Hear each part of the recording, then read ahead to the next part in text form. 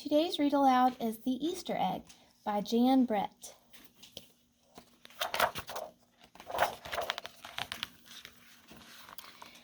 Cheer up, springtime is here. Time to start on my first ever Easter egg, Hoppy said. Each year, the bunny who decorated the winning egg got to help the Easter rabbit hide the eggs on Easter morning. Hoppy had been dreaming about being that bunny all year long. Now it was time to get started. Everywhere Hoppy looked, rabbits were working on dazzling eggs. I need an amazing idea, he thought. Hoppy spotted Flora Bunny planting spring wildflowers in her eggs.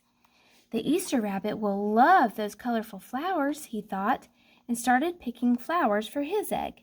Here's a basket for your flowers, Hoppy, Flora said. Chop, chop, scrape, scrape. Hoppy spied Buster Birch carving a magnificent wooden egg. I wish I had some wood for my egg, he wished out loud. Here you go, Hoppy, Buster Birch said, and he put a smooth, round piece of wood in Hoppy's basket. Thank you, Buster, Hoppy said. Hoppy was hopping along when the smell of sweetness led him out of the woods and straight to the chocolate egg that Aunt Sassafras was decorating with creamy frosting squiggles and bows. Hello, Hoppy, she said, and she put some chocolate squares in his basket. Hippity hop, Hoppy exclaimed. I'll make the Easter rabbit a chocolate egg so sweet it will make his whiskers tingle. Then Hoppy saw Granny Irene decorating one of her fabulous story eggs. First, she traced a design on the egg with a special tool. Then she dipped the egg in pots of yellow, green, orange, and red dye, adding to the design each time. Hoppy couldn't believe his eyes. I'll never make an egg that beautiful, he told Granny Irene. She smiled. Try, she said, giving him one of her special tools. Hoppy was hopping by Hans Vanderrabbit's garden when he spotted an extraordinary egg. Hans was painting a portrait of the Easter rabbit so real that he looked alive. Fantastic, Hoppy exclaimed. Thank you, Hoppy, Hans said. Why don't you make a painting on your egg? He gave Hoppy pots of paint and a fine brush. As Hoppy bounced along, a loud boing nearly knocked him off his feet. It was a whirling, twirling mechanical egg. Whoa, Hoppy said. That's an unusual egg. Would you like to make one? Roberto asked. Hoppy tried hard, but the harder he tried, the more parts and pieces piled up around him. Thank you, Roberto, he sighed, but I think I better make the egg that is right for me.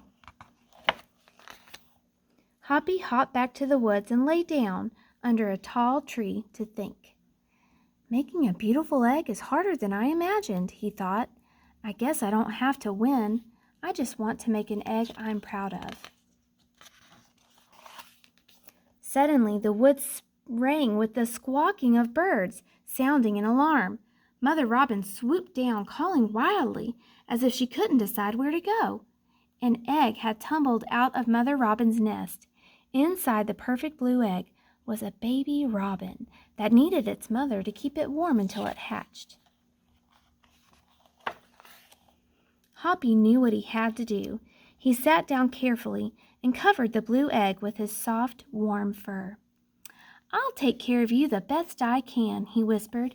Relieved, Mother Robin chirped and settled down on her other 2 eggs. Hoppy never left the robin's egg.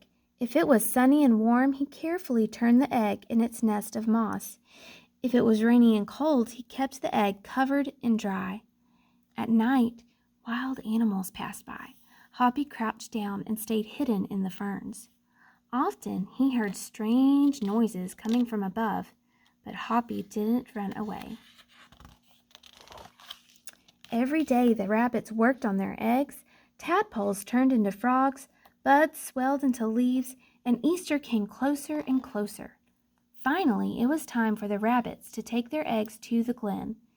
They had forgotten all about Hoppy, who was quietly sitting on the blue egg under the tall tree in the woods.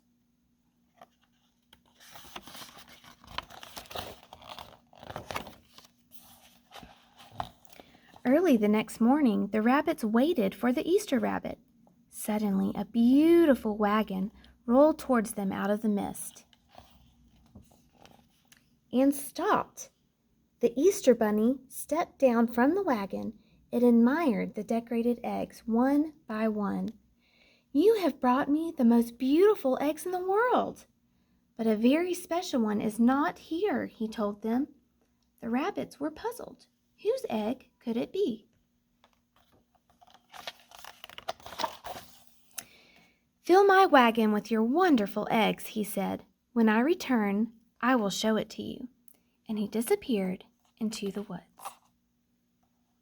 I bet you know who he's going after.